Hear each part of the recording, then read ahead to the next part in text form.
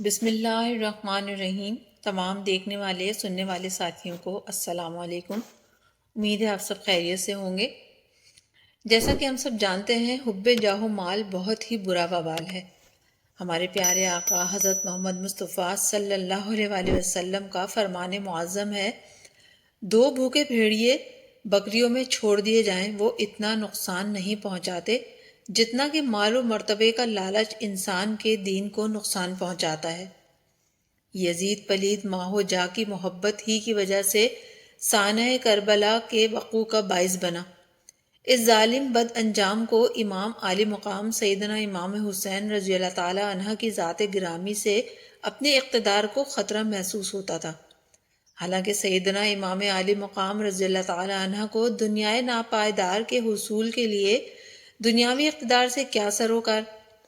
آپ رضی اللہ تعالی عنہ تو کل بھی امت مسلمہ کے دلوں کے تاجدار تھے، آج بھی ہیں اور رہتی دنیا تک رہیں گے۔ نہ شمر ہی کا وہ ستم رہا، نہ یزید کی وہ جفا رہی، جو رہا تو نام حسین کا جسے زندہ رکھتی ہے کربلا۔ تابع بزرگ حضرت سیدنا حسن بصری رحمۃ اللہ علیہ سے روایت ہے کہ نبیوں کے سردار صلی اللہ علیہ وآلہ وسلم فرماتے ہیں، دنیا کی محبت ہر برائی کی جڑ ہے۔ یزید پلید کا دل چونکہ دنیائے ناپائیدار کی محبت سے سرشار تھا، اس لیے وہ شہرت و اقتدار کی ہوس میں گرفتار ہو گیا، اور اس ہوس نے اسے اس کے انجام سے غافل کر کے امام عالی مقام اور آپ کے رفقاء علیہ رضوان کے خون ناحق کروانے تک پہنچا دیا۔ جس اقتدار کی خاطر اس نے کربلا میں ظلم و ستم کی آندھیاں چلائیں، وہ اقتدار اس کے لیے کچھ زیادہ ہی ناپائیدار ثابت ہوا۔ بد نصیب یزید صرف 3 برس 6 ماہ تخت حکومت پر شرارت و خباثت کر کے ربیع الاول شریف 64 ہجری کو ملک شام کے شہر حمص کے علاقے حورین میں 39 سال کی عمر میں مر گیا۔ وہ تخت ہے کس قبر میں، وہ تاج کہاں ہے، اے خاک بتا زور یزید آج کہاں ہے۔ یزید پلید کی وہ چنڈال چوکڑی یعنی فسادی گروپ جس نے میدان کربلا میں گلشن رسالت کے پھولوں کو خاک و خون میں تڑپایا تھا، ان کا بھی عبرتناک انجام ہوا۔ یزید پلید کے بعد سب سے بڑا مجرم کوفے کا گورنر عبداللہ ابن زیاد تھا۔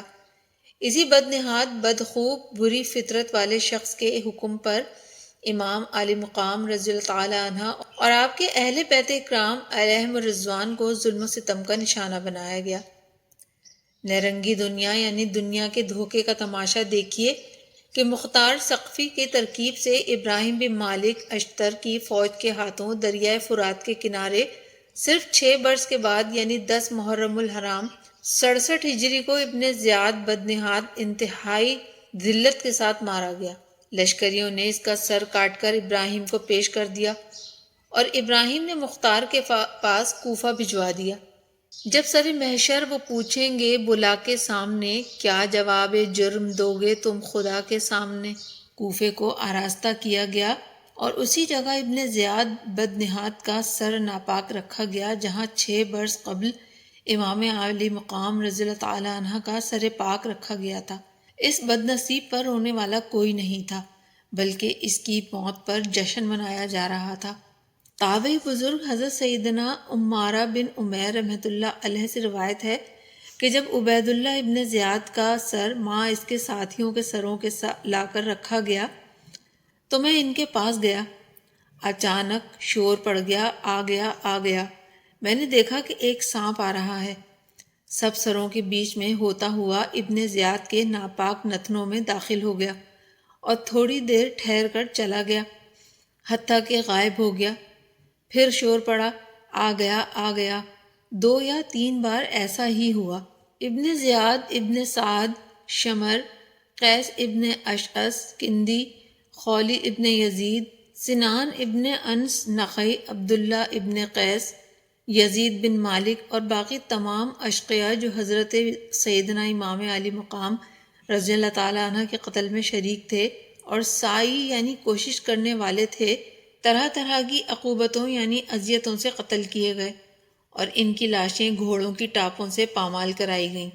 کب تلک تم حکومت پر اتراؤ گے، کب تک آخر غریبوں کو تڑپاؤ گے، ظالموں بعد مرنے کے پچھتاؤ گے، تم جہنم کے حقدار ہو جاؤ گے۔ مختار ثقفی نے چن چن کر یزیدیوں کا صفایا کیا۔ ظالموں کو کیا معلوم تھا کہ خون شہداء رنگ لائے گا اور سلطنت کے پرزے اڑ جائیں گے۔ ہر ایک شخص جو قتل امام میں شریک ہوا ہے طرح طرح کے عذابوں سے ہلاک ہوگا۔ وہی فرات کا کنارہ ہوگا، وہی عاشورہ کا دن، وہی ظالموں کی قوم ہوگی اور مختار کے گھوڑے انہیں رونتے ہوں گے۔ ان کی جماعتوں کی کثرت ان کے کام نہ آئے گی۔ ان کے ہاتھ پاؤں کاٹے جائیں گے، گھر لوٹے جائیں گے، سولیاں دی جائیں گی، لاشیں سڑیں گی اور دنیا میں ہر شخص تف تف کرے گا۔ ان کی ہلاکت پر خوشی منائی جائے گی۔ معرکہ جنگ میں اگرچہ ان کی تعداد ہزاروں کی ہوگی، مگر وہ دل چھوڑ کر کمزوروں کی طرح بھاگیں گے اور چوہوں کی طرح انہیں جان بچانی مشکل ہوگی۔ جہاں پائے جائیں گے مار دیے جائیں گے۔ دنیا میں قیامت میں ان پر نفرت و ملامت کی جائے گی۔ دیکھیں ہیں یہ دن اپنے ہی ہاتھوں کی بدولت، سچ ہے کہ برے کام کا انجام برا ہے۔